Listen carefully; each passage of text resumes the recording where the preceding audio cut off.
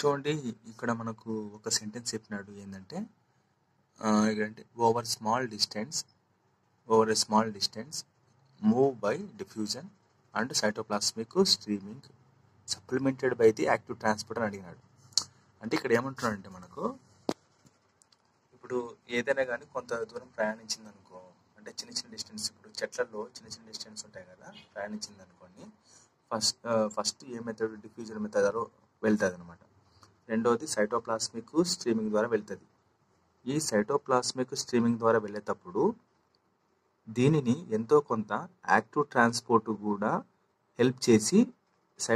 Help చేస్తుందని చెప్తున్నమాట. అది అంటే చెట్లలో చిన్న చిన్న డిస్టెన్స్ వెళ్తుంటాయి కదా ఏవైనా కానీ సబ్స్టెన్స్, వాటికి ఈ రెండు మెథడ్ ఉపయోగిస్తారు, డిఫ్యూజన్ ఒకటి, సైటోప్లాస్మిక్ స్ట్రీమింగ్ ఒకటి. సైటోప్లాస్మిక్ స్ట్రీమింగ్ జరిగేటప్పుడు దీనికి కొంచెం చిన్నగా యాక్టివ్ ట్రాన్స్పోర్ట్ కూడా సహాయపడుతుందని చెప్తున్నమాట. అది తర్వాత అదే మొక్కలలో ఎక్కువ దూరం ప్రయాణించాలనుకున్నాం అనుకో, మనకు ఉపయోగపడేది ఏంటి, వాస్కులర్ సిస్టమ్స్. అంటే వాస్కులర్ సిస్టమ్స్ అంటే ఏంటి, జైలము, ఫ్లోయము. సో దీన్ని ఏమంటారు అంటే ట్రాన్స్లొకేషన్ అంటారు. ట్రాన్స్లొకేషన్ అంటారు. ఇక్కడ ఇంకో పాయింట్ ఇచ్చినాడు ఏంటంటే మనకు ఏంటిదంటే ఇప్పుడు ప్లాంట్స్లో వేర్లు ఉంటాయి కదా, వేర్లలో మనకు వాటర్ కానీ మినరల్స్ కానీ ఎలా పోతాయంటే జైలం ద్వారానే పోతాయి మనకు. అంటే వాటర్ కానీ మినరల్స్ కానీ జైలం ద్వారానే పోతాయని మనకు తెలుసు. అవి ఎక్కడి నుంచి అంటే యూని డైరెక్షన్ రూపంలో పోతాయంట. ఎక్కడి నుంచి యూని డైరెక్షన్ అంటే కింద వేర్ల నుంచి పైన కాండం వరకు అనమాట. సో అందుకు యూని డైరెక్షన్ ఎప్పుడు ఒకటే డైరెక్షన్లో పోతుంది ట్రాన్స్పోర్ట్ ఇన్ జైలమ్స్లో. కానీ ఆర్గానిక్ న్యూట్రియంట్స్ కానీ మినరల్స్, ఇది మినరల్స్ కాదు, మినరల్ న్యూట్రిషియంట్స్ గుర్తుపెట్టుకోండి. ఆర్గానిక్ అండ్ మినరల్ న్యూట్రిషియంట్స్ ఇవన్నీ కూడా ఎలా వెళ్తాయంటే మల్టీ డైరెక్షన్ అనమాట. అంటే ఏంది మల్టీ డైరెక్షన్ అంటే ఏంది, బై డైరెక్షనల్, కింది నుంచి పైకి, పై నుంచి కిందికి, ఎక్కడ అవసరమైతే అక్కడ వెళ్తాయి అనమాట. అది అని చెప్తున్నాడు. సో ఓకే,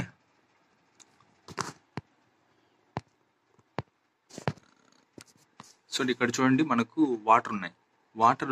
వాటర్ ఏ ద్వారా వెళ్తాయి, జైలం ద్వారా వెళ్తాయి. అవి కూడా ఒకటే డైరెక్షన్, కింద నుంచి పైకి. సో ఏ ఫామ్లో వెళ్తాయి అంటే ఇన్ఆర్గానిక్ ఫామ్లో వెళ్తాయి అనమాట. అట్లాగే మినరల్స్ ఉన్నాయి. మినరల్స్ కూడా జైలం ద్వారానే వెళ్తాయి, యూని డైరెక్షన్లో వెళ్తాయి, ఇన్ఆర్గానిక్ రూపంలో వెళ్తాయి అనమాట. తర్వాత హార్మోన్స్ ఉన్నాయి. హార్మోన్స్ కూడా గుర్తుపెట్టుకోండి, వెరీ ఇంపార్టెంట్. మన హార్మోన్స్ ఆనంగా ఫ్లోయిన్లోకి మైండ్ సెట్ వెళ్తుంది కాదు.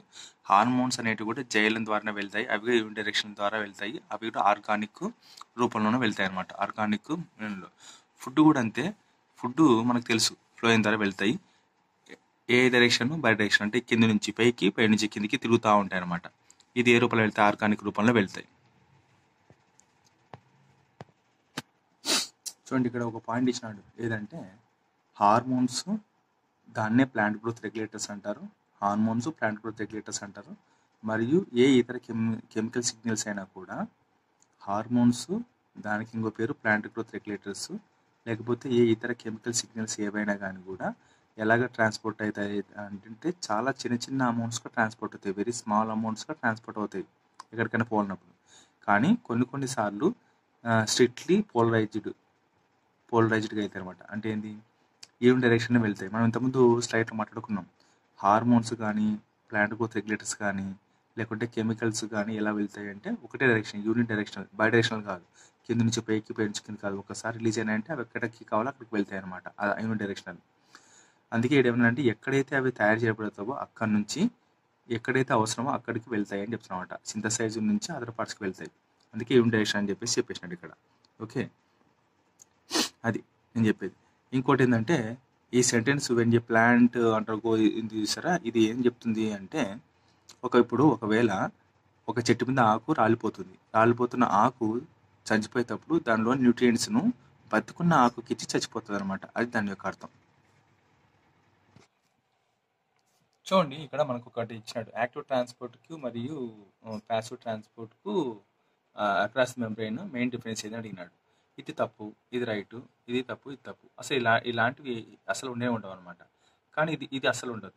కానీ ఇక్కడ ఏమంటున్నాడు చూడండి, ఇక్కడ ప్యాసివ్ ట్రాన్స్పోర్ట్కి కాన్సన్ట్రేషన్ గ్రేడియంట్ అవసరము ఎప్పుడైతే బయాలజికల్ మెంబ్రెయిన్స్ గుండా వెళ్ళేటప్పుడు అని చెప్తున్నాడు.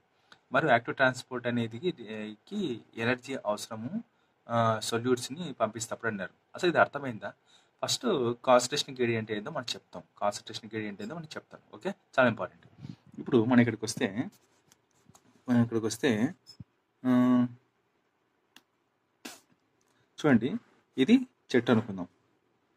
ఇది చెట్టు అనుకుంటే మనకి ఏం మాట్లాడుతున్నాడు? ప్యాసివ్ ట్రాన్స్పోర్ట్ కదా. ప్యాసివ్ ట్రాన్స్పోర్ట్లో ఎప్పుడైనా కానీ గుర్తుపెట్టుకోండి, ఏది అంటే వాటర్. ప్యాసివ్ ట్రాన్స్పోర్ట్లో ఎక్కువ మనం వాటర్ సప్లై చేస్తుంటాం అనమాట. చూడండి, కాన్సన్ట్రేషన్ గ్రేడియంట్ అంటే మెయిన్ అర్థం ఏంటంటే, ఇప్పుడు ఎక్కువ నుంచి తక్కువకి, ఇప్పుడు ఈ ఎక్కువ వాటర్ ఉన్నాయనుకో, ఎక్కువ నుంచి తక్కువకి వెళ్తుంది. దీన్ని కాన్సన్ట్రేషన్ గ్రేడియంట్ అంటారు కదా. మరి ప్యాసివ్ ట్రాన్స్పోర్ట్లో అసలు కాన్సన్ట్రేషన్ గ్రేడియంట్ అంటే మనకు అర్థం కావడానికి ఏంటంటే, భూమిలో ఎక్కువ నీళ్ళు ఉంటాయి కాబట్టి, ఈ భూమి నుంచి చెట్టుకు వెళ్తుంది కాబట్టి, హై కాన్సన్ట్రేషన్ నుంచి లో కాన్సన్ట్రేషన్కి వెళ్తే దాన్ని కాన్సన్ట్రేషన్ గ్రేడియంట్ అంటారు. దాన్ని గుర్తుపెట్టుకోండి, కాన్సన్ట్రేషన్ గ్రేడియంట్ అంటారు. ఇక్కడ మనకు ఏమైనా ఎనర్జీ యూజ్ అవుతుందా అంటే శక్తి అవసరం లేదు. సింపుల్గా ప్రకృతి ప్రసాదించిన వరంగా హై కాన్సన్ట్రేషన్ నుంచి లో కాన్సన్ట్రేషన్కి వెళ్తుంది కాబట్టి దీనిని కాన్సన్ట్రేషన్ గ్రేడియంట్ అంటారు. కాన్సన్ట్రేషన్ గ్రేడియంట్ అని అంటారు. అది అర్థమైంది. కానీ ప్యాసివ్ యాక్టివ్ ట్రాన్స్పోర్ట్ అట్లా కాదు. ఫర్ ఎగ్జాంపుల్, ఇది జైలం గురించి మాట్లాడేసినాం. ఇది ఫ్లోయం ఉంది. ఫ్లోయంలో మనకు పైన ఉండే ఆకుల నుంచి మనకు ఫుడ్ ఫోటోసిన్థసిస్ ద్వారా వచ్చేసి లోపలికి పంపిస్తుంది. అంటే ఆల్రెడీ ఫ్లోయంలో మనకు ఎంతో కొంత ఫుడ్ ఉండింటుంది. అంటే ఇక్కడ నీళ్ళు ఎక్కువ ఉన్నాయి కాబట్టి భూమిలో నుంచి చెట్లకు వస్తుంది. అప్పుడు కాన్సన్ట్రేషన్ గ్రేడియంట్ ద్వారా వస్తుంది అని చెప్పేసి దాన్ని అనుకున్నాం మనం. కానీ చెట్లలో పూర్తిగా ఫుడ్ అయితే అరిగిపోదు కదా. ఫుడ్ ఖచ్చితంగా ఉంటుంది. ఫుడ్ ఎంతో కొంత జీరో అయితే ఉండదు, ఎంతో కొంత ఉంటుంది కదా. అప్పుడు ఏం చేస్తారంటే, ఈ ఎక్కువ తక్కువ గురించి కాకోకుండా ఎప్పుడు కూడా చెట్టు అనేది ఫుడ్ సప్లై చేస్తూనే ఉండాలన్నమాట. అంటే ఏంది? ఫుడ్ సప్లై చేస్తూ ఉన్నప్పుడు ఏమవుతుంది అంటే, మనకు ఇక్కడ ఒక కాన్సన్ట్రేషన్ మనం మాట్లాడుకున్నాం ఏమని, హై నుంచి లోగా వెళ్తే కాన్సన్ట్రేషన్ గ్రేడియంట్ అని అన్నాం. కానీ ఫ్లోయంలో మాత్రం అగనెస్ట్ ద కాన్సన్ట్రేషన్ గ్రేడియంట్గా వెళ్తుంది అనమాట. అంటే ఇక్కడ ఆల్రెడీ ఫుడ్ ఎక్కువ ఉన్నప్పటికీ కూడా ఇక్కడ నుంచి ఎప్పుడు ఫుడ్ వస్తూనే ఉంటుంది అనమాట. అప్పుడు ఏమవుతుంది, ఇక్కడ ఎనర్జీ ఇచ్చేలా ఏటీపీ అనే ఎనర్జీ ద్వారా అగనెస్ట్ ద కాన్సన్ట్రేషన్ గ్రేడియంట్ని, అగనెస్ట్ అంటే కాన్సన్ట్రేషన్ గ్రేడియంట్కి వ్యతిరేకంగా, అగనెస్ట్ ద కాన్సన్ట్రేషన్ గ్రేడియంట్కి వ్యతిరేకంగా ఏటీపీ అంటే ఎనర్జీని, ఇప్పుడు లోపలికి ఫుల్ ఉందనుకో, అయినా కానీ ఫుడ్ పంపించాలి. అప్పుడు ఏం చేస్తాం, ఒక శక్తిని ఉపయోగించి లోపలికి డిప్ చేస్తాం. అట్లాగా యాక్టివ్ ట్రాన్స్పోర్ట్లో ఎనర్జీని ఉపయోగించి మనం ఏం చేస్తామంటే అగనెస్ట్ ద కాన్సన్ట్రేషన్ గ్రేడియంట్గా లోపలికి ఫుడ్ పంపిస్తాం. అట్లాగే బయటికి తీసేటప్పుడు కూడా మనకు ఇక్కడ ఏటీపీ ఉపయోగించి తీస్తామట. సో ఇక్కడ అగనెస్ట్ ది కాన్సన్ట్రేషన్ గ్రేడియంట్ గుర్తుపెట్టుకోండి. అందుకే వీడు ఏమన్నా అంటే, ఇక్కడ ప్యాసివ్ ట్రాన్స్పోర్ట్ అనేది ఎప్పుడు కూడా కాన్సన్ట్రేషన్ గ్రేడియంట్ అనేది ఉంటుంది. యాక్టివ్ ట్రాన్స్పోర్ట్లో మనకు అగనెస్ట్ ద కాన్సన్ట్రేషన్ గ్రేడియంట్కి వెళ్తుంది. అది కూడా ఎనర్జీ ఉపయోగించుకొని లోపలికి వెళ్తుంది. ఎందుకంటే ఫుడ్ ఉన్నప్పటికి కూడా లోపలికి మనం పంపిస్తూనే ఉండాలి. అదనమాట. అట్లా. ఓకే. ఫర్ ఎగ్జాంపుల్, మన ఇంట్లో వస్తువులు ఉంటాయి. మనం వస్తువులు ఉన్నాయి కదా అని చెప్పేసి కొనుక్కోకుండా అయితే ఉంటాం కదా. అట్లా ఏ వస్తువులు మనం కొంటూనే ఉంటాం. ఇంట్లో ఏ అవసరం వస్తుంది అని చెప్పేసి. అలాంటిది యాక్టివ్ ట్రాన్స్పోర్ట్ అనమాట. దానికి ఏం అవసరం? డబ్బులు అవసరం కొనాలంటే. అట్లాగే దీనికి ఎనర్జీ అవసరం. లోపలికి పంపించాలన్నా ఫోర్స్గా అగనెస్ట్ కాన్సన్ట్రేషన్ గ్రేడియంట్కి ఏటీపీ అవసరమే, బయటికి పంపించాలన్నా కూడా ఎనర్జీ అవసరమే. అది చాలా ఇంపార్టెంట్ ఇక్కడ. ఓకే. ఇక్కడ మాత్రం దీనికి కాన్సన్ట్రేషన్ గ్రేడియంటే, దీనికి మాత్రం అగనెస్ట్ ది కాన్సన్ట్రేషన్ గ్రేడియంట్ వెళ్తుంది. అసలు కాన్సన్ట్రేషన్ గ్రేడియంట్ అంటే ఏంటి అంటే, సింపుల్గా హై నుంచి లోగా వెళ్తే దాన్ని కాన్సన్ట్రేషన్ గ్రేడియంట్ అంటారు. అట్లా హై ఉన్నప్పటికీ లోపలికి మనం డిప్ చేస్తున్నాం కాబట్టి high against the concentration gradient అని పదం ఉపయోగించాను అనమాట. రైట్. చూడండి, ఇక్కడ ఒక ఇంపార్టెంట్ పాయింట్ ఉంది.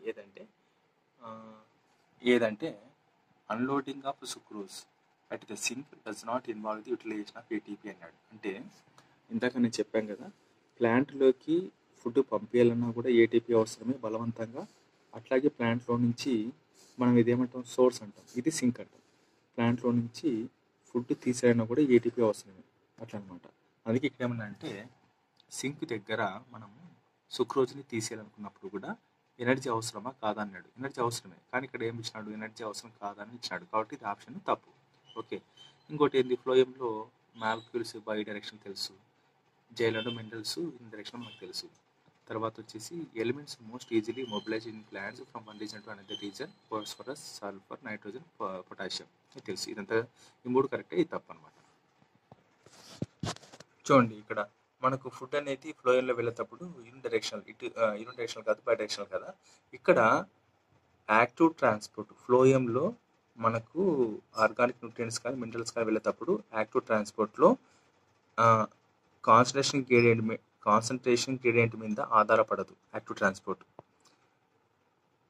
ట్రాన్స్పోర్ట్ అనేది కాన్సన్ట్రేషన్ గ్రేడియంట్ మీద ఆధారపడదు. ఎందుకు అంటే అసలు యాక్టివ్ కాన్సన్ట్రేషన్ గ్రేడియంట్ అంటేనే మనకు హై నుంచి లోకి వెళ్ళడం. అసలు హై నుంచి లో అనే పద్ధతి ఇట్లా పాటించట్లే, ఎప్పుడు డిప్ చేస్తూనే ఉంది బయట నుంచి ఫుడ్ని. కాబట్టి అగెన్స్ట్ ది కాన్సన్ట్రేషన్ గ్రేడియంట్ అన్నప్పుడు ఏమవుతుంది, యాక్టివ్ ట్రాన్స్పోర్ట్ అనేది కాన్సన్ట్రేషన్ గ్రేడియంట్ మీద ఆధారపడదు అని చెప్పి మనకు క్లియర్గా తెలుస్తుంది అనమాట. అది okay. Directional, and if occurs through phloem, it is multidirectional. What is the meaning of that? And if occurs under pressure and transpirational, there is NCERT line which says that if the translocation occurs via xylem, it is unidirectional, and if occurs through phloem, it is multidirectional. What is the meaning of that? In case of xylem, the source is always fixed.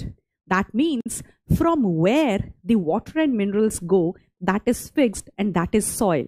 That means in the xylem, the water and the minerals will always go from the soil to the different parts of the plant, which are called as sink. So the source to sink relationship in case of xylem is always fixed. That is always from root to the different parts of the plant.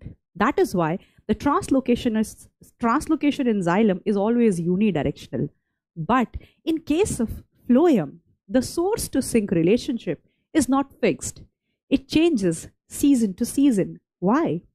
When the plant has full-fledged leaves, then in that case, the leaf will act as the source.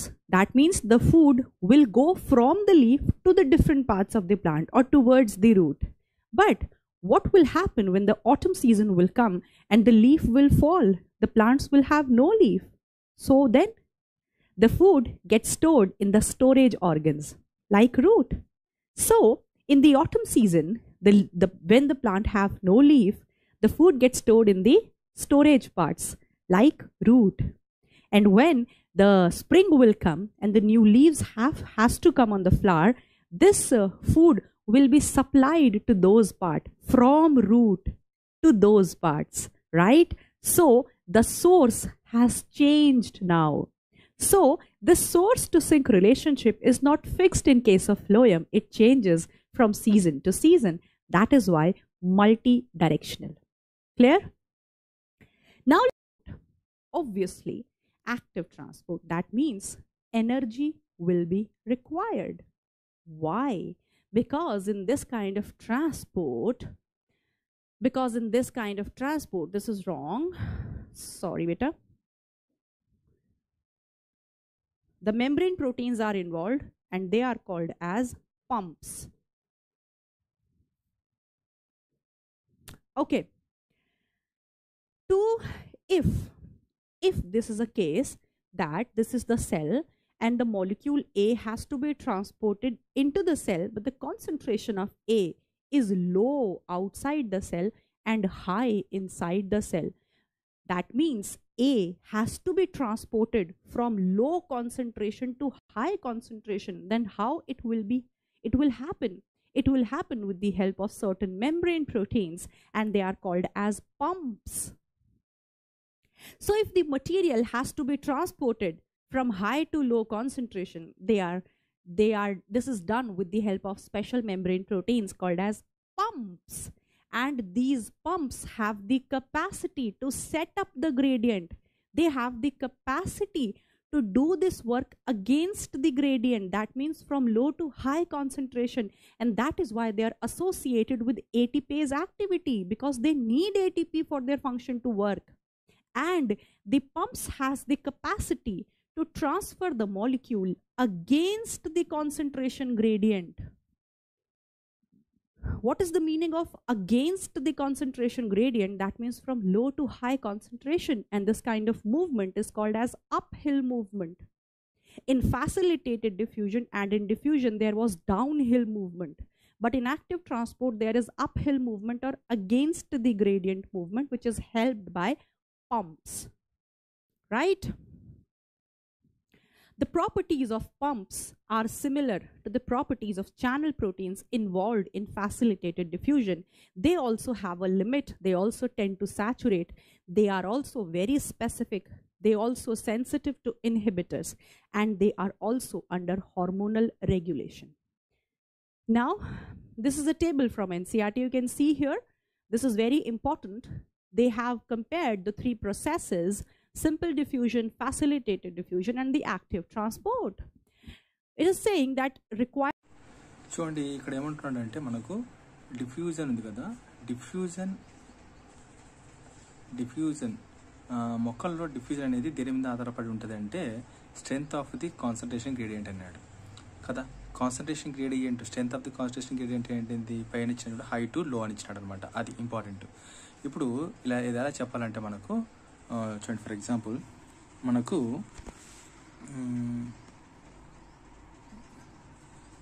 For example ఇక్కడ membrane ఉందనుకోండి, ఇది membrane అని అనుకోండి. ఇక్కడ high concentration ఉందనుకో, ఇక్కడ లో concentration ఉందనుకో, ఆమె ఏమవుతుంది, ఈ కాన్సన్ట్రేషన్ అసలు కాన్సన్ట్రేషన్ గ్రేడియంట్ అంటే ఏంది, హై మాలిక్యూల్స్ నుంచి లో మాలిక్యూల్స్లోకి వెళ్ళడాన్ని హై కాన్సన్ట్రేషన్ గ్రేడియంట్ అంటారు.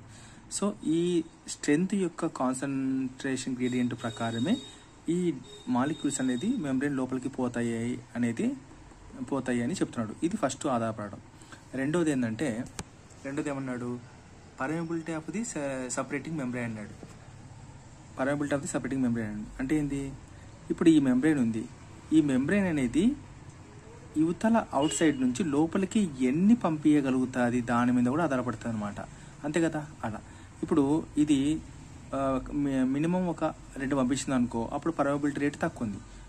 లేదా 100 పంపించింది అనుకో, పర్మియబిలిటీ రేటు ఎక్కువ ఉంది అర్థం. అంటే depending on permeability of the separating membrane, మీద ఆధారపడి ఉంటుంది. మూడవది solubility of the diffusion substance. ఇది ఇంపార్టెంట్, మీకు అర్థం కాదు ఏంటంటే solubility of the diffusion substance అంటే మనకు ఇప్పుడు పెద్ద మాలిక్యూల్స్ ఉన్నాయి, మన తర్వాత చిన్న మాలిక్యూల్స్ ఉన్నాయి.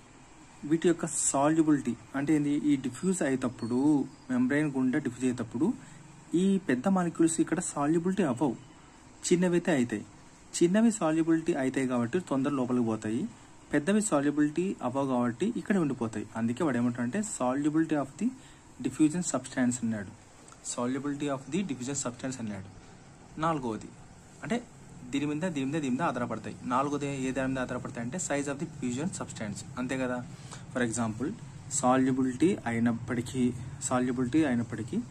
సైజ్ వచ్చేసి పెద్దగా ఉంది, లాంగ్ ఉంది, అప్పుడు ఇవి ఇక్కడే ఉండిపోతాయి అనమాట. అది తర్వాత నాలుగోది వచ్చేసి టెంపరేచర్ అండ్ ప్రెజర్ బట్టి కూడా ఇవి ఉండిపోతాయి అనమాట. అంటే ఏంది, ప్లాంట్స్లో డిఫ్యూజన్ అనేది ఈ 5 మీద ఆధారపడుతుంది. ఇక్కడ ఒక క్వశ్చన్ అడుగుతున్నాడు, సరే అంత బాగానే ఉంది, రేట్ ఆఫ్ డిఫ్యూజన్ అనేది డిసైడ్ చేసేది ఒక మెయిన్ ఫ్యాక్టర్ ఉంది, అది ఏంటంటే ఇవన్నీ కాదు, సాల్యుబిలిటీ, గ్యాసెస్, థిక్నెస్ ఇవన్నీ కాదు, ప్రెజర్ గ్రేడియంట్ మీద ఆధారపడతాయి అనమాట.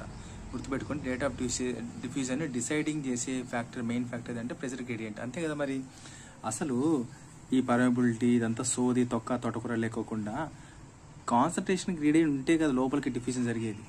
ఇదే లేనప్పుడు ఇంకా ఎన్ని ఫ్యాక్టర్స్ ఉంటే ఏం లాభం. అందుకే వాడు ఏమిటంటే ప్రెజర్ గ్రేడియంట్ కానీ కాన్సన్ట్రేషన్ గ్రేడియంట్ కానీ ఉంటేనే లోపలికి వెళ్తుంది. ఇదే main factor rate of diffusion జరగడానికి అని చెప్తున్నమాట. Porins. Sometimes in the plasma membrane, the size of the channel proteins is bigger, and those large sized channel proteins are called as porins. And where porins are found? Porins are found in the outer membrane of mitochondria, not the inner membrane. Outer membrane of mitochondria, outer membrane of chloroplast, and outer membrane of bacteria, most commonly the gram-negative bacteria, right? In the plasma membrane, there are water channels also, which allow the movement of water into the cell. And for the formation of these water channels, there are special membrane proteins called as aquaporins. Aquaporins. And the water channel in the plasma membrane is formed by 8 different types of aquaporins. Okay? Now, let's move further. Now, how these channel proteins or membrane... చూడండి, water potential గురించి చాలా important topic ఇది. నేను ఇంతవరకు నాకు ఎప్పుడు confuse అయ్యే topic ఇది, water potential. So water potential యొక్క టాపిక్ ఏంటంటే,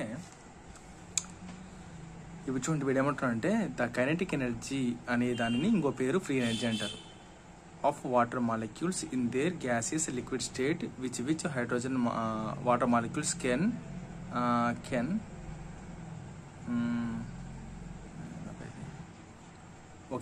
మూవ్ ఈజ్ వాటర్ పొటెన్షియల్ అంటున్నారు.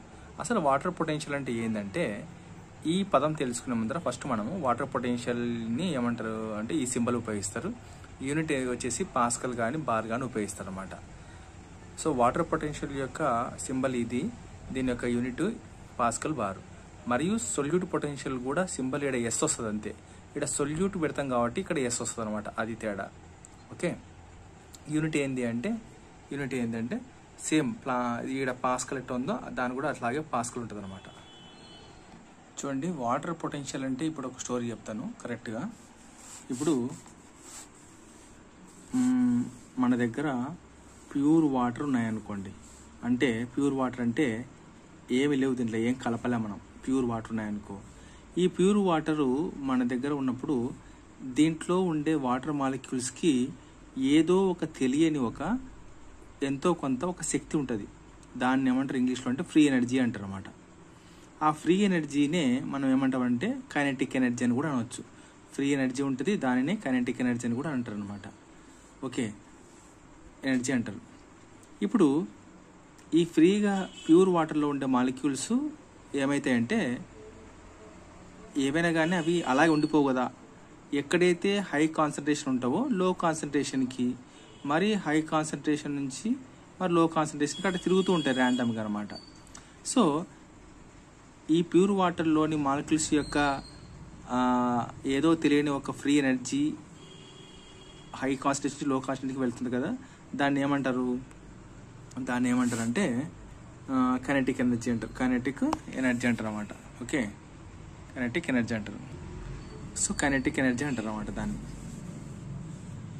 సో ఈ కైనెటిక్ ఎనర్జీ అంటారు కదా, దీన్నే ఏమంటారు అంటే వాటర్ పొటెన్షియల్ కూడా అంటారు. వాటర్ పొటెన్షియల్ కూడా అంటారు. దీని సింబల్కి వచ్చేసి ఇలా ఉపయోగిస్తారు. యూనిట్ వచ్చేసి పాస్కల్ బార్ అని చెప్తారు అనమాట. మనం ఆల్రెడీ ఇక్కడ చెప్పుకున్నాం, ఇక్కడ చెప్పుకున్నాం. ఓకే, చెప్పుకున్నాం, రైట్. ఇంకా ముఖ్యంగా ఈ వాటర్ పొటెన్షియల్ మనకు అంటే ఏ స్టేట్లో ఉంటాయంటే రెండు రూపాల్లో ఉంటుంది. ఒకటి గ్యాసెస్లో కానీ లిక్విడ్ స్టేట్లో కానీ ఉంటుంది అనమాట. అది ఇక్కడ వాడు ఒకటే చెప్తున్నాడు, గ్యాసెస్ స్టేట్లో కానీ లేకపోతే లిక్విడ్ స్టేట్లో కానీ వాటర్ మాలిక్యూల్స్ ఉన్నాయనుకో, వాటర్ మాలిక్యూల్స్లో ఏదో ఒక ప్యూర్ వాటర్లో ఏదో ఒక ఫ్రీ ఎనర్జీ ఉంటుంది, దాన్ని కైనెటిక్ ఎనర్జీ అంటారు. సో ఎందుకు కైనెటిక్ ఎనర్జీ అంటారంటే, హై కాన్సన్ట్రేషన్ నుంచి లో కాన్సన్ట్రేషన్కి తిరుగుతూ ఉన్నప్పుడు దానికి ఒక పేరు పెట్టాలి కాబట్టి సైంటిస్టులు కైనెటిక్ ఎనర్జీ అని చెప్పినారన్నమాట. అటువంటి పొటెన్షియాలిటీ ఉంటుంది వాటర్కి అప్పుడు. సో అటువంటి పొటెన్షియాలిటీ వాటర్కి ఉన్నందువల్ల దానిని ఏమన్నారంటే పదము వాటర్ పొటెన్షియల్ అన్నారు. ఇక్కడ అన్ని పదాలు ఒకటే, ఏది ఫ్రీ ఎనర్జీ అన్నా ఒకటే, కైనెటిక్ ఎనర్జీ అన్నా ఒకటే, పొటెన్షియాలిటీ అన్నా ఒకటే, వాటర్ పొటెన్షియల్ అన్నా ఒకటే అనమాట. కానీ వీడు ఆ మాలిక్యూల్స్ అనేటివి ఒక్కొక్క సందర్భంలో ఒక రకమైన రూపాన్ని అంటే చేంజ్ చేసుకుంటాయి కాబట్టి అలా మార్చుకున్నమాట, వాటర్ పొటెన్షియల్ అని చెప్పేసి అలా అన్నాడు.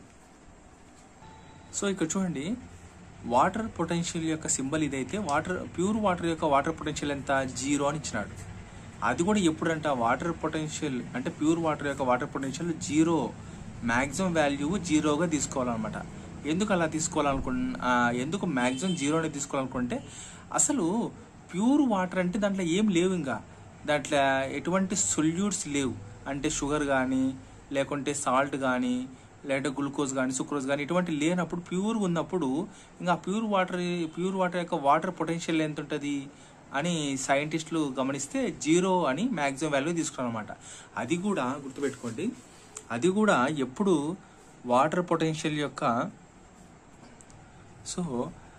అది కూడా ప్యూర్ వాటర్ యొక్క వాటర్ పొటెన్షియల్ 0 ఏ కండిషన్లో తీసుకోవాలా అంటే ఖచ్చితంగా స్టాండర్డ్ టెంపరేచర్లో ఉండాలి, తర్వాత స్టాండర్డ్ అట్మాస్ఫిక్ ప్రెజర్లో తీసుకోవాలన్నమాట. స్టాండర్డ్ టెంపరేచర్ అంటే సైంటిస్టులు 25 డిగ్రీ సెల్సియస్ని స్టాండర్డ్ టెంపరేచర్గా అంటారు. అదే ప్రెజర్ టెంపరేచర్ అంటే స్టాండర్డ్ అట్మాస్ఫిక్ ప్రెజర్ అంటే 1 అట్మాస్ఫియర్ అని అంటారు అనమాట. ఇటువంటి సందర్భంలోనే ప్యూర్ వాటర్ యొక్క వాటర్ పొటెన్షియాలిటీ ఎంత ఉంటుంది అంటే 0 అని చెప్పేసి తీసుకున్నారు. చూడండి ఇక్కడ నేను నోట్స్లో రాసినాను, ఇది ప్యూర్ వాటర్ తీసుకున్నాము. సో ప్యూర్ వాటర్ యొక్క వాటర్ పొటెన్షియల్ 0 అనుకుంటే మ్యాక్సిమం 0 అనుకుంటాము. ఎందుకు 0 అనుకుంటే కింద చూడండి ఇక్కడ ఇప్పుడు 0 దాంట్లో ఏం లేవు, అంటే సాల్ట్లు కానీ షుగర్ కానీ ఏం లేవు అనమాట. సాల్ట్ కానీ షుగర్ కానీ ఏం లేవు కాబట్టి 0 తీసుకున్నారు. ఒకవేళ ఏమని ఉంటే ఏమవుతుంది అంటే దాంట్లో మైనస్ అవ్వకుండా పోతానమాట, అంతేగాని +1 +2 +4 ఇలా అవ్వదు, ఇలా పెరగదనమాట. అసలు ఇది మనకి లెక్క రాదు, ఇలా వస్తుంది అనమాట. -1 -2 -3 -4 -5 -6. ఈ కథ ఎంతో ఇప్పుడు ఇక్కడ చెప్తా చూడండి, ఎందుకు -1 -2 -3 -4 -6 అవుతుంది అనేది నేను చెప్తాను. ఇప్పుడు ఇక్కడ ప్యూర్ వాటర్ ఉంది కదా, ఇక్కడ ప్యూర్ వాటర్లో వాటర్ పొటెన్షియల్ 0 అన్నాడు. మనము ఒక ఫ్లాస్క్ తీసుకొని అసలు దీంట్లో ఎటువంటి సొల్యూట్ లేదు, ఎటువంటి సాల్ట్స్ కానీ షుగర్ కానీ లేదు. మనం ఏం చేసినామంటే ఆర్టిఫిషియల్గా సాల్ట్ షుగర్ అంటే ఇది ఇక్కడ సాల్ట్ షుగర్ని యాడ్ చేయడం అనేది ఏంటంటే ఒక సొల్యూట్ను మనం యాడ్ చేస్తున్నాం. అట్లా ప్యూర్ వాటర్లోకి ఒక సాల్ట్ షుగర్ అనే సొల్యూట్ను యాడ్ చేయడం ద్వారా ఏమైందంటే ఈ ప్యూర్ వాటర్ అనేది సొల్యూట్గా మారడం జరుగుతుంది అనమాట. అప్పుడు ఈ ఫ్రీగా కదిలే వాటర్ మాలిక్యూల్స్ ఫ్రీ ఎనర్జీ ఎక్కువ ఉంటుంది కదా, అవి ఏమైతాయంటే ఫ్రీ ఎనర్జీ తగ్గిపోతుంది. ఇక్కడ నుంచి ఇక్కడికి కదలడము లేకుంటే ఇక్కడ నుంచి ఇక్కడికి కదలడం అనేది అటువంటి ఫ్రీ ఎనర్జీ కైనెటిక్ ఎనర్జీ అనేది తగ్గిపోతుంది. ప్యూర్ వాటర్ సొల్యూట్గా మారడం ఒకటి, తర్వాత దానిలోని ఫ్రీ ఎనర్జీ అనేది కూడా కైనెటిక్ ఎనర్జీ కూడా తగ్గిపోతుంది అనమాట. అట్లాగా మళ్ళీ ఎక్కువ సాల్ట్ యాడ్ చేసినాడు, మళ్ళీ ఈ సొల్యూషన్ అనేది సొల్యూట్గా మారిపోతూ ఉంది. అంటే యాడ్ చేస్తున్నాడు, ఈ ప్యూర్ వాటర్ మొత్తం ఒక సొల్యూట్గా మారిపోతుంది. ఇదల్లా సొల్యూట్గా మారిపోతుంది. చూడండి ఇక్కడ థిక్నెస్ ఫస్ట్ స్మాల్ రెడ్గా ఉంది, ఎక్కువ రెడ్, మళ్ళీ ఇంకా ఎక్కువ రెడ్ అయింది. అంటే ఉన్న ప్యూర్ వాటరు సొల్యూట్గా మారిపోవడం జరుగుతుంది. అంటే దాని అర్థమైంది, ప్యూర్ వాటర్లో ఎటువంటివి ఏం లేనప్పుడు 0 తీసుకున్నప్పుడు ఈ సొల్యూట్ అనేది యాడ్ చేయడం ద్వారా -1 -2 -3 అలా -4 -5 -6 కిందికి మారుతూ వచ్చిందనమాట. ఓకే, మారుతూ వస్తుంది. దీంతో పాటు ఫ్రీ ఎనర్జీ కూడా తగ్గిపోతుంది, కైనెటిక్ ఎనర్జీ కూడా తగ్గిపోతుంది. ఎందుకంటే ముందు ఇక్కడ ఫ్రీగా ఉండే వాటర్ మాలిక్యూల్స్ బాగా తిరుగుతాయి అన్నమాట, స్వేచ్ఛగా తిరిగేటివి. ఈ సొల్యూట్ యాడ్ చేయడం వల్ల స్వేచ్ఛగా తిరగలేక వాటి యొక్క ఫ్రీ ఎనర్జీ కూడా తగ్గిపోతుంది అనమాట అని చెప్తున్నాడు ఇక్కడ. ఓకే, అలాగా ఈ వాటర్ పొటెన్షియల్స్ ఇక్కడ తగ్గిపోంగా ఏమవుతాయంటే మనకు వాటర్ పొటెన్షియల్ ఎంత వాల్యూ అయితే ఉంటుందో ఇక్కడ సొల్యూట్ పొటెన్షియల్ కూడా అంతే ఉంటుంది అనమాట. అంటే ఏంది, ఇప్పుడు వాటర్ పొటెన్షియల్ వాల్యూ ఎంతైతే తగ్గుతుందో సొల్యూట్ పొటెన్షియల్ కూడా దాని లోపల అంతే ఉంటుంది అనమాట. వాటర్ పొటెన్షియల్ ఎంతైతే తగ్గుతుందో సొల్యూట్ పొటెన్షియల్ కూడా అంతే ఉంటుంది.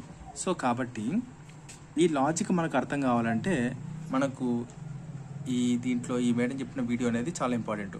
మనకు అవసరమైతే చూడండి, మొత్తానికి అర్థమైంది, బట్ ఇంపార్టెంట్ పాయింట్స్ రికార్డ్ చేస్తుంది అనమాట. రైట్. సో ఇక్కడ వస్తే వాటర్ పొటెన్షియల్ -4 ఉంది, సొల్యూట్ పొటెన్షియల్ -4 అయింది కదా. సో ఈ రెండు ఈక్వల్ అవుతాయి.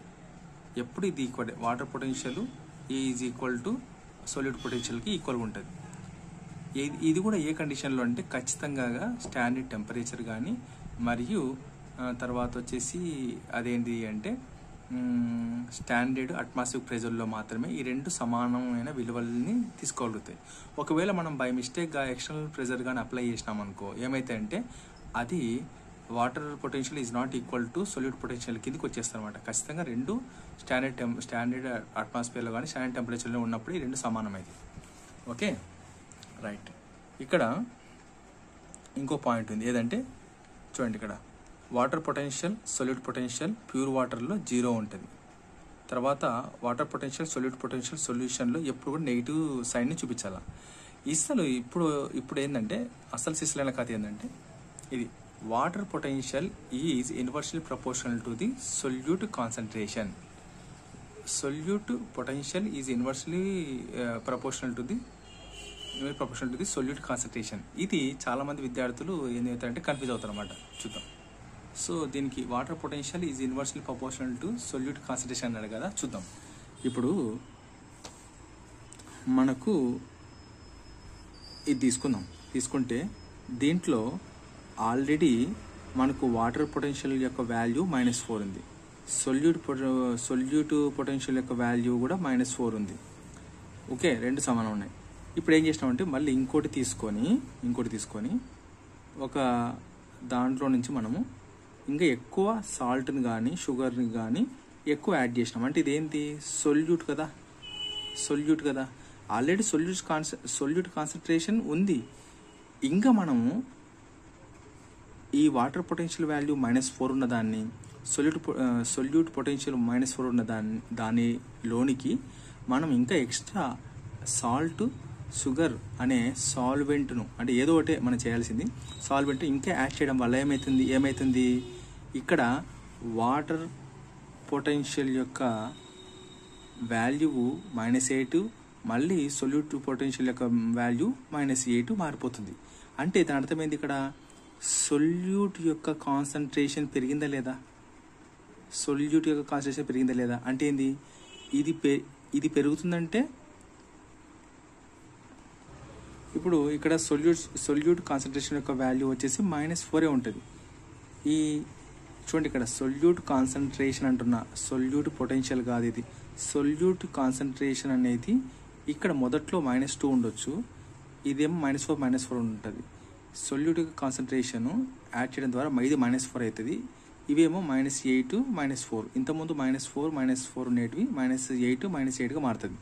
ఇప్పుడు -8 పెద్దదా -4 పెద్దదా అంటే -4 పెద్దది దేనికంటే -8 కంటే, ఎందుకంటే 0కి దగ్గరలో ఉంది కాబట్టి ఎప్పుడైతే వాటర్ పొటెన్షియల్ యొక్క value is inversely proportional to the solute concentration not solute potential. చాలా ఇంపార్టెంట్. Okay right. అందుకే వీడి ఆ మాట అన్నాడు అనమాట, ఏమని water potential is inversely proportional to solute concentration. ఒకవేళ మనము ఈ సొల్యూట్స్ కాన్సన్ట్రేషన్ మనకు 2కు తగ్గించామనుకో, మళ్ళీ ఇదేమవుతుంది, ఇది కూడా తగ్గుతుంది. ఇది కూడా తగ్గుతుంది. అంటే ఏంది, ఇది తగ్గడం వల్ల ఇది కూడా తగ్గుతుంది, అంతే కదా. అంటే ఏంది, ఇక్కడ ఇన్వర్స్లీ ప్రపోర్షనలే కానీ వాల్యూ తగ్గుతుంది అనమాట, అది అట్లా.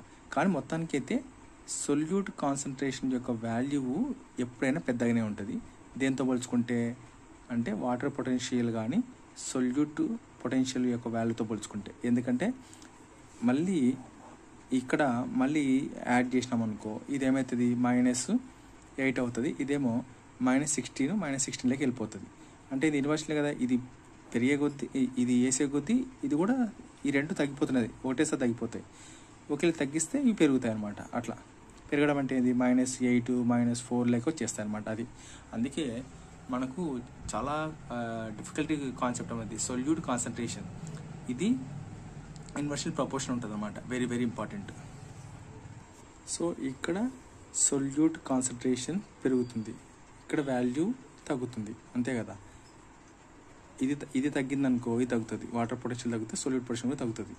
సొల్యూట్ కాన్సన్ట్రేషన్ మాత్రం దీంతో పోల్చుకుంటే ఇది ఎప్పుడు ఎక్కువనే ఉంటుంది అట్లా అన్నమాట. ఇది ఎక్కువ, ఇది తక్కువ. ఓకే, ఇది ఎక్కువ, ఇది తక్కువ అట్లాగా. అందుకే వాడు ఆ మాట ఉపయోగించినాడు, ఇట్లా ఇక్కడ పొటెన్షియల్ అండి. Okay right. చూడండి, ఇక్కడ చాలా ఇంపార్టెంట్ టాపిక్ ఉంది మనకు.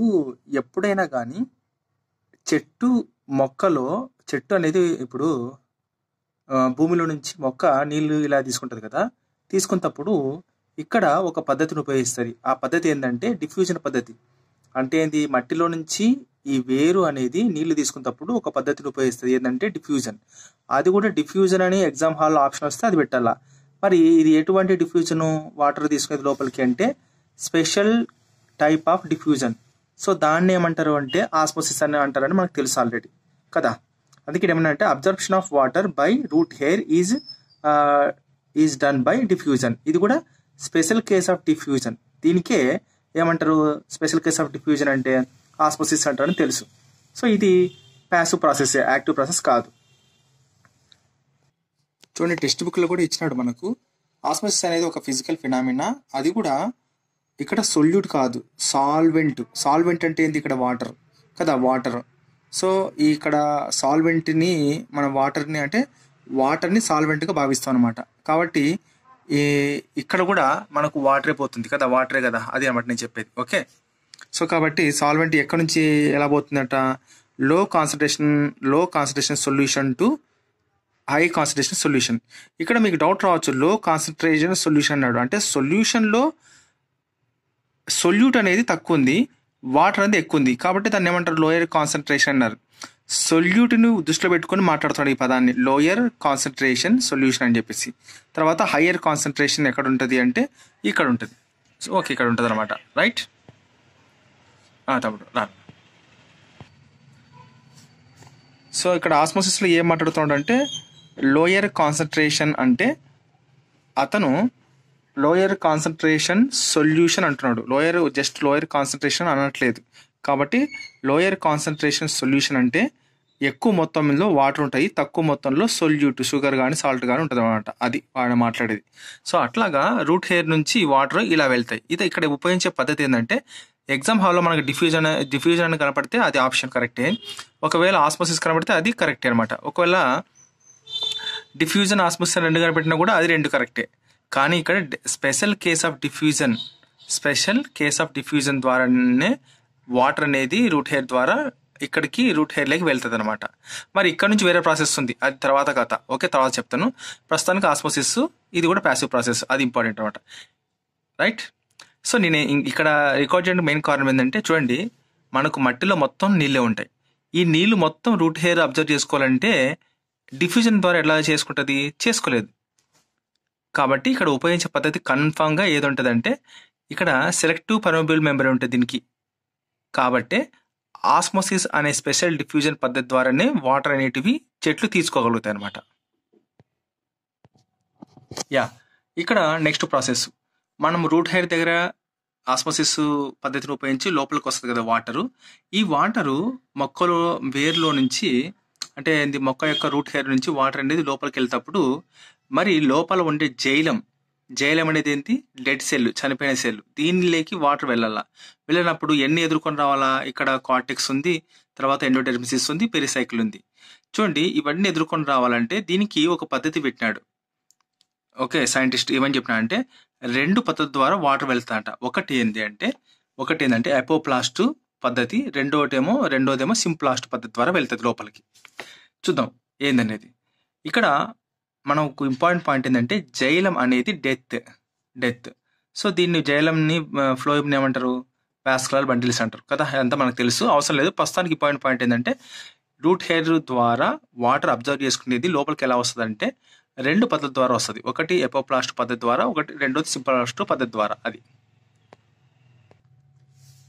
చూడండి, ఎపోప్లాస్ట్ అన్నది ఇక్కడ. ఎపోప్లాస్ట్ అంటే ఏం లేదు, ఎపోప్లాస్ట్ లో వాటర్ ఎలా పోతాయంట అంటే అది ప్లాస్మా మెంబ్రెయిన్ని క్రాస్ చేయదు. మరి ఎలా వెళ్తుంది అంటే ప్లాస్మా మెంబ్రెయిన్ని క్రాస్ చేయకుండా ఏదైతే చనిపోయిన సెల్స్ ఉంటాయి కదా, డెత్ స్పేస్ కావచ్చు, డెత్ సెల్స్ కావచ్చు, వాటి గుండా వాటర్ లోపలికి వెళ్తుంది అనమాట. అంటే ఇప్పుడు సెల్ వాల్ ఉంది, ఇక చూడండి ఇక్కడ ఇచ్చినాడు, ఇది సెల్ వాల్, ఇది కూడా దానికి ప్రాణం ఉండదు కాబట్టి దాని గుండా వెళ్తుంది. లేకపోతే సెల్కి మధ్యన ఇంటర్సెల్యులర్ స్పేస్ ఉంది, అది కూడా ఒక డెత్ స్పేస్, డెత్ సెల్ కాదు, ఇది డెత్ సెల్ కిందకి వస్తుంది, సెల్ వాల్ మాదిరి, ఇది డెత్ స్పేస్. సో అట్లాగా cell wall to cell wall వెళ్తుంది, లేకుంటే సెల్కు మధ్యలో. గుర్తుపెట్టుకోండి, ఇంటర్సెల్యులర్ అంటే మనకు అర్థమైందంటే సెల్కి మధ్యలో ఉంటే ఇంటర్సెల్యులర్, అదే సెల్ లోపల జరిగితే ఇంట్రా సెల్యులర్. సో దాని గుండా ఎపోప్లాస్ట్ పాత్వే వెళ్తుంది. ఇంకోటి ఏంటంటే ఈ ఎపోప్లాస్ట్ పాత్వే అనేది చాలా ఫాస్ట్గా పోతుందంట. దేంతో పోల్చుకుంటే సింప్లాస్ట్తో పోల్చుకుంటే చూద్దాం. చూడండి, సింప్లాస్ట్ పద్ధతి ద్వారా ఎలా అంటే వాటరు ఎలా వెళ్తాయంటే ప్లాస్మా మెంబ్రెయిన్ని దాటి, ఇక్కడ ఇచ్చా చూడండి డయాగ్రాము, మనకు సెల్ ఉందనుకో, ఈ ప్లాస్మా మెంబ్రెయిన్ బయట నుంచి ప్లాస్మా మెంబ్రెయిన్ దాటి లోపలికి వెళ్తుంది, సెల్ లోపలికి వెళ్తుంది అనమాట. అది ఈ సింప్లాస్టిక్ పాత్వే ద్వారా. ఇక్కడ సెల్ బతుకుంటుందా చచ్చిపోతుందా అంటే సెల్ బతికి ఉంటుంది. ఇక్కడేమో చనిపోయిన సెల్, ఇక్కడేమో బతికిన సెల్ అనమాట. ఇది ఎలా ఉంటుందంటే ప్రాసెస్ స్లో ఉంటుంది అనమాట. చూడండి ఇక్కడ ఏం చెప్తున్నారంటే మనకు సెల్లులో ఎక్కడైనా కానీ వాటరు లోపలికి జైలంకి చేరుకోవాలంటే ఎక్కువ శాతము ఏ యొక్క రహదారిని వాడుతుంది అంటే ఎపోప్లాస్టిక్ రహదారిని వాడుతుంది అనమాట. అంటే ఎపోప్లాస్టిక్ పాత్వేని వాడుతుంది. ఎందుకంటే మొక్కలలో ఎక్కువ కూడా డెత్ స్పేస్ కానీ డెత్ సెల్స్ కానీ ఎక్కువ ఉంటాయి అనమాట. అది మరి ఇది అకార్డింగ్ టు కాన్సన్ట్రేషన్ గ్రేడియంట్ ప్రకారం వెళ్తుందా, అగెనిస్ట్ కాన్సన్ట్రేషన్ గ్రేడియంట్ ప్రకారం వెళ్తా అంటే డౌన్ ద గ్రేడియంట్ అంటే దాని అర్థం ఏంటంటే concentration gradient, high concentration to లో కాన్సన్ట్రేషన్, దాని ప్రకారం వెళ్తే ఇది కూడా ప్యాసివ్ ప్రాసెస్. తర్వాత సింప్లాస్టిక్ పాత్వే కూడా ఇది ఏం చేస్తుందంటే ఇది ఏం చెప్తారంటే అన్ని సెల్స్ ఎపోప్లాస్టిక్ పద్ధతి ద్వారా వెళ్తాయి. కానీ ఒక చోట ట్విస్ట్ ఉంది, ఎండోడెర్మిస్ ఉంది. ఎండోడెర్మిస్ అంటే ఎక్కడ అంటే మనం ఇంతకుముందు డయాగ్రామ్లో చూసినప్పుడు అది ఎండోడెర్మిస్ దాటుకోవాలన్నప్పుడు ఈ సింప్లాస్టిక్ పాత్వేని ఉపయోగిస్తుంది. ఎందుకంటే ఎండోడెర్మిస్లో అక్కడక్కడ ఏముంటాయంట అంటే బతికిన సెల్స్ ఉంటాయి అన్నమాట, లివింగ్ సెల్స్. కానీ చాలామంది స్టూడెంట్స్ ఏం కన్ఫ్యూజ్ అవుతారంటే ఇది ప్యాసివ్ ప్రాసెస్, ఇది యాక్టివ్ ప్రాసెస్ అని కన్ఫ్యూజ్ అవుతారంట. కానీ ఈ రెండు ప్యాసివ్ ప్రాసెస్సే. మరి లివింగ్ సెల్ ఉంటే అది యాక్టివ్ ప్రాసెస్ కదా అని మనకు డౌట్ రావచ్చు. లివింగ్ సెల్ ఉన్నప్పుడు అది ఎంత శాతం, 85%, ఫర్ ఎగ్జాంపుల్ 80% సింప్లాస్టిక్ పాత్వే ద్వారానే వెళ్తుంది అనమాట. ఇంకా 20% అది లివింగ్ సెల్ ద్వారా వెళ్తుంది. కాబట్టి ఎండోడెర్మిస్లో సైటోప్లాజం కూడా కొద్దో గొప్ప దీనికి హెల్ప్ చేస్తా అంట. సైటోప్లాజం కూడా కొద్దో గొప్ప దీనికి హెల్ప్ చేస్తా అంట. అందుకే ఇక్కడ maybe helped by cytoplasmic streaming structures అన్నారు. కాబట్టి దీన్ని అప్పుడప్పుడు యాక్టివ్ అంటారు అనమాట. 20% యాక్టివ్ ప్రాసెస్తో వెళ్తుంది, 80% ప్యాసివ్ ప్రాసెస్తో వెళ్తుంది అనమాట. అది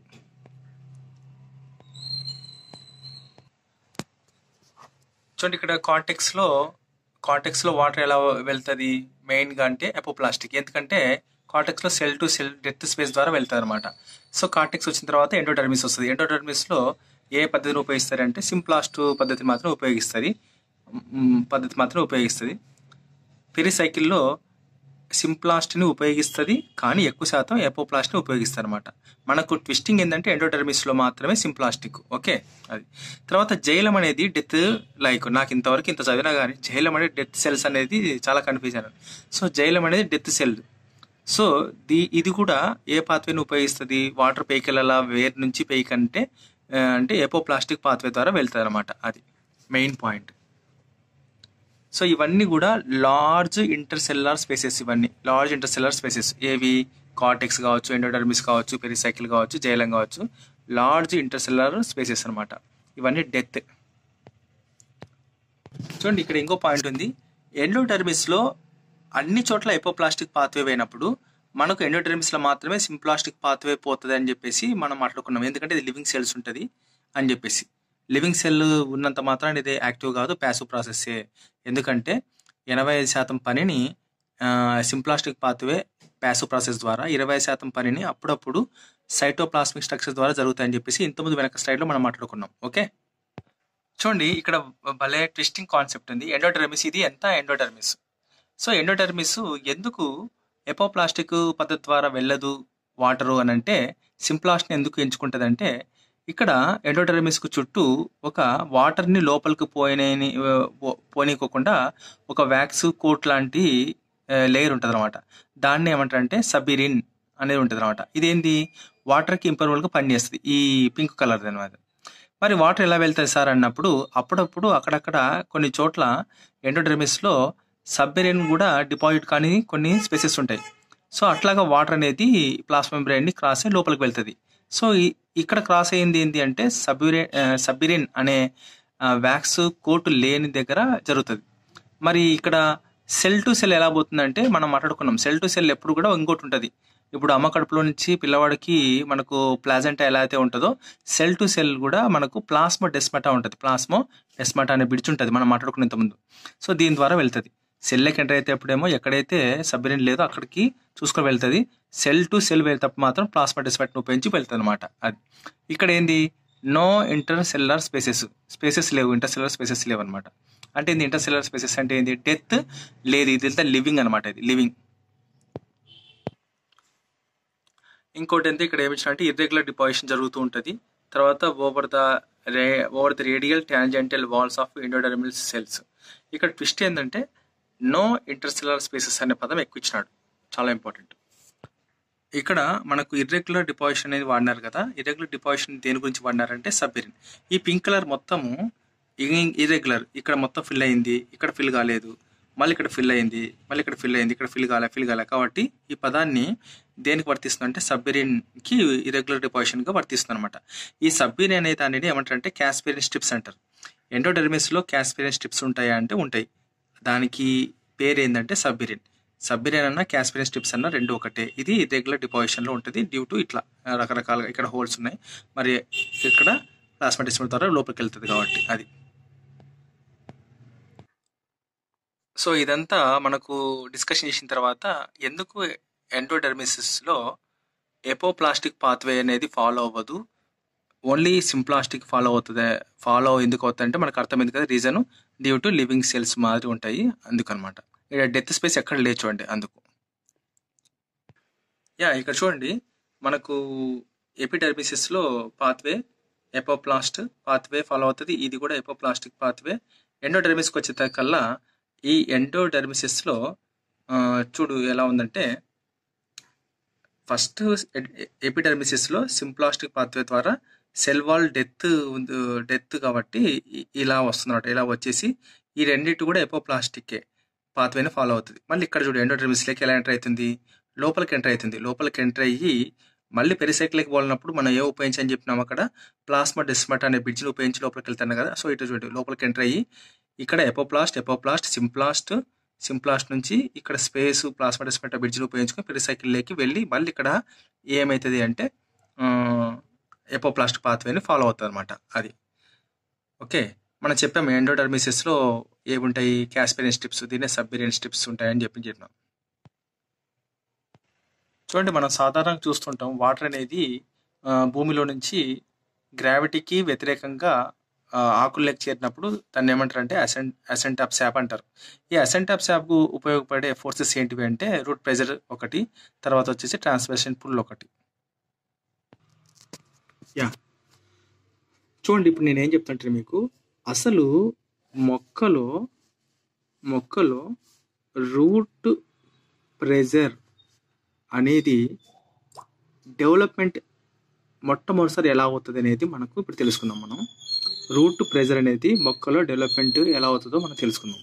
ఎలా అంటే చూడండి ఫర్ ఎగ్జాంపుల్ మనకు ఇది మొక్కలో జైలం అనుకోండి, ఇది జైలం, ఇది వేరు అనుకోండి, జర ఎగ్జాంపుల్ అనుకోండి, ఇది వేరినప్పుడు ఇక్కడ వాటర్ ఎక్కువ ఉంటాయి.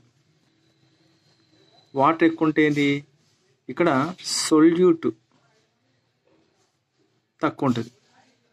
ఇక్కడ ఏంది వాటరు దీంతో పోల్చుకుంటే వాటర్ ఇక్కడ తక్కువ కానీ వదిలే అలా వద్దు, ఇక్కడ వాటర్ ఎక్కువ ఉన్నాయి, ఇక్కడ వాటర్ సమానంగా ఉన్నాయి అనుకుందాం ఫస్ట్. సో ఇక్కడ వాటర్ సమానంగా ఉన్నప్పుడు ఏమవుతాయంటే ఎప్పుడైతే మొక్క మన సాయిల్లో ఉండే మట్టిలో ఉండే మినరల్ న్యూట్రిషన్ని లోపలికి పీల్చుకుంది అనుకో, అప్పుడు ఏమవుతుంది ఇక్కడ వాటర్లో ఉండే మినరల్స్ యొక్క శాతం పెరిగిపోతుంది. అప్పుడు ఇక్కడ ఏమవుతుంది అంటే సొల్యూట్కి ఏర్పడుతుంది కదా. సో సొల్యూట్కి ఏర్పడుతుంది అంటే ఏంది ఇక్కడ వాటర్ పొటెన్షియాలిటీ అనేది తగ్గిపోతుంది, అంటే నీళ్ళ శాతం తగ్గిపోయి సొల్యూట్ యొక్క శాతం అనేది పెరిగిపోతుంది. ఇక్కడ వచ్చేసి ఏమవుతుంది అంటే వాటర్ శాతం ఆల్రెడీ ఎక్కువనే ఉంటుంది కానీ సొల్యూట్ కాన్సన్ట్రేషన్ తగ్గిపోతుంది.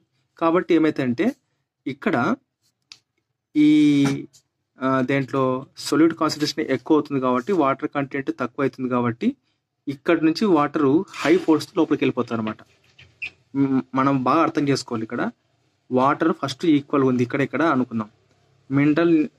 మినరల్స్ కానీ సాల్ట్స్ కానీ రూట్ ద్వారా లోపలికి వెళ్ళిపోతే ఈడేమవుతాయంటే సొల్యూట్స్ శాతము కాన్సన్ట్రేషన్ ఎక్కువ ఏర్పడుతుంది. అప్పుడు వాటర్ పొటెన్షియాలిటీ తగ్గిపోతుంది. అంటే వాటర్ పొటెన్షియల్ తగ్గిపోతుంది అంటే ఏంటి, వాటర్లోని మాలిక్యూల్స్ ఫ్రీగా కదలడం అక్కడికి ఇక్కడికి అనేది తగ్గిపోతుంది. అంటే ఏంటి, వాటర్ అనేది తగ్గిపోయిందని అర్థం, సొల్యూట్ యొక్క కాన్సన్ట్రేషన్ పెరిగిందని అర్థం అనమాట. అది అప్పుడు ఏమైతుందంటే ఇంకా రాంగ వాటర్ ఇడ ఎక్కువ ఇడ తక్కువ అయిపోతుంది. అప్పుడు ఎక్కువ నుంచి తక్కువలోకి వాటర్ ఏమవుతుంది, ఫోర్స్తో వెళ్ళిపోతుంది. అట్లాగా రూట్ ప్రెజర్ ఏర్పడుతుంది జైలంలో. అంటే రూట్ హెయిర్ నుంచి రూట్ ప్రెజర్ ఏర్పడుతుంది. ఓకే, ఇంకోటి ఏంటంటే ఇక్కడ ఇప్పుడు మనకు రూట్ ప్రెజరు ఎప్పుడు ఎక్కువ ఉంటుంది అని అన్నాడు. అంటే ఇందాక నేను చెప్పింది రూట్ ప్రెజర్ అంటే ఎప్పుడు అంట, చెట్టు అనేది వాటర్ని ఎక్కువ అబ్జర్వ్ చేసుకున్నప్పుడు, నీళ్ళని దేంతో ట్రాన్స్పిరేషన్ కంటే ఎక్కువ ఉన్నప్పుడు రూట్ ప్రెజర్ ఎప్పుడు ఎక్కువ ఉంటుంది అంటే, సింపుల్గా చెప్పాలంటే ఒకటే పదం. మనం ఇప్పుడు ఎర్లీ మార్నింగ్లో లేట్ ఈవినింగ్లో అబ్జర్వ్ చేద్దాం. ఇప్పుడు మనం పొద్దున్నే లేచింటాం. పొద్దున్న లేచినప్పుడు ఏమవుతుంది, వాతావరణం చల్లగా డిమ్ముగా ఉంటుంది కాబట్టి మనకు ప్లాంట్లో నుంచి రేట్ ఆఫ్ ట్రాన్స్పిరేషన్ అనేది నెగ్లిజిబుల్ అమౌంట్ 0% ఉంటుంది. అప్పుడు కానీ ప్లాంట్ మాత్రం వాటర్ని పీల్చుకోకుండా ఉంటుందా అంటే పీల్చుకుంటూనే ఉంటుంది అనమాట. అట్లా ప్లాంట్ అనేది వాటర్ని పీల్చుకుంటూ ఉన్నప్పుడు ఏమవుతాయంటే రూట్ ప్రెజర్ ఆటోమేటిక్గా పెరుగుతూనే ఉంటుంది అనమాట. కానీ పొద్దున్న కానీ మరియు మరీ లేట్ ఈవినింగ్ కానీ ట్రాన్స్పిరేషన్ అంటే చెట్లో నుంచి అది ఆవిరవ్వడం, నీళ్ళు ఆవిరవ్వడం అనేది తగ్గిపోతుంది. కాబట్టి ఆ టైంలో ఈ రూట్లోని వాటర్ అబ్జర్ప్షన్ ప్లాంట్ ద్వారా జరుగుతూనే ఉంటుంది. కాబట్టి ఇక్కడ రూట్ ప్రెజర్ అనేది డెవలప్ అవుతుంది. కాబట్టి వీడేమన్నా అంటే ఎర్లీ మార్నింగ్లో కానీ లేట్ ఈవినింగ్లో కానీ రూట్ ప్రెజర్ అనేది పెరుగుతూ ఉంటుంది అని చెప్పేసి చెప్పినాడు అనమాట. అది చాలా చాలా ఇంపార్టెంట్. ఓకే, అడగవచ్చు రూట్ ప్రెజర్ ఎప్పుడు ఎక్కువ ఉంటుంది అంటే ఎర్లీ మార్నింగ్ లేట్ ఈవినింగ్ మనకు తెలుసు.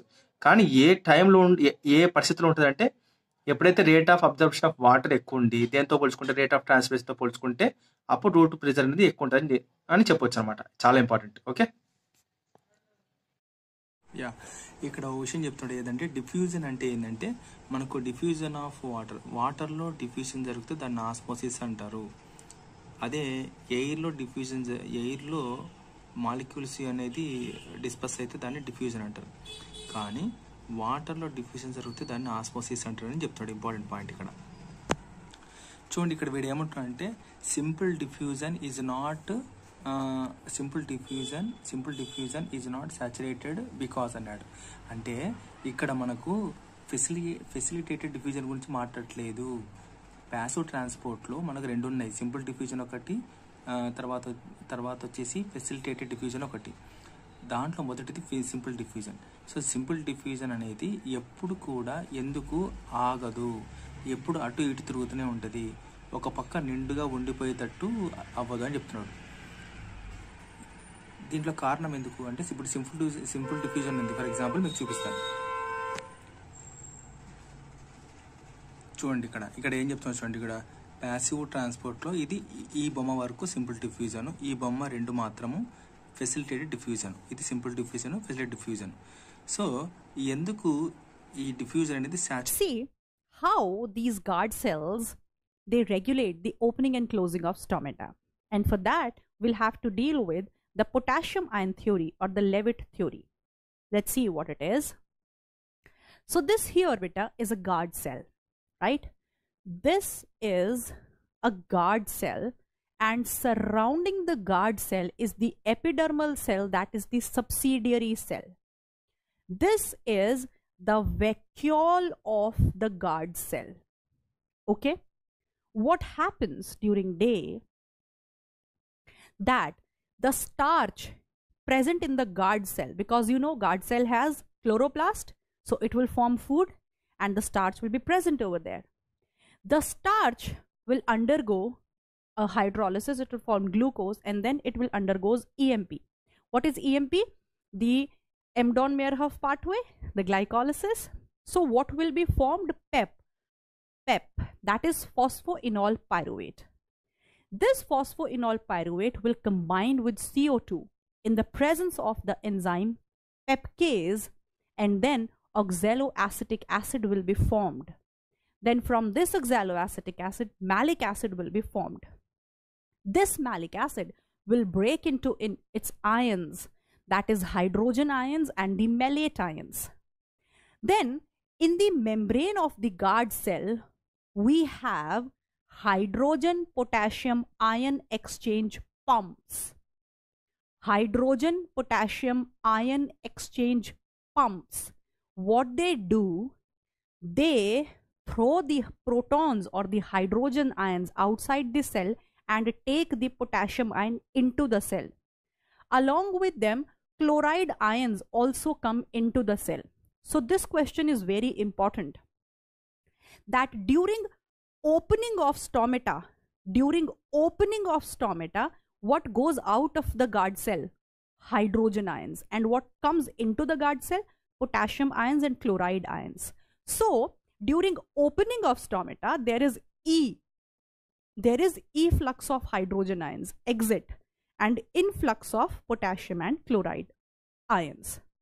These potassium ions combine with the malate ions and form potassium malate. This potassium malates get accumulated into the vacuole of guard cell. And you know, potassium malate is a solute. You know that accumulation of solute decreases. This potassium malates get accumulated into the vacuole of guard cell. And you know, potassium malate is a solute. You know, ions combined with the malate ions and form potassium malate. This potassium malates get accumulated into the vacuole of guard cell. And you know, potassium malate is a solute. You know that accumulation of solute decreases the water potential of the cell. So because of the accumulation of potassium malate in the guard cell, the water potential of guard cell decreases, due to which water from the subsidiary cell goes into the guard cell. The water potential of guard cell decreases, due to which water from the subsidiary cell goes into the guard cell. Because the water potential of guard cell decreases, due to which water from the subsidiary cell goes into the guard cell. Because of this, the guard cell becomes turgid. Water from the subsidiary cell goes into the guard cell. Because of this, the guard cell becomes turgid.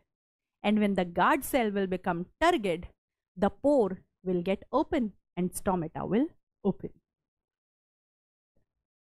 Because of this, the guard cell becomes turgid. And when the guard cell will become turgid, the pore will get open and stomata will open. Clear? So this is important. So what happens during day? During opening of stomata, guard cells become turgid and stomata open.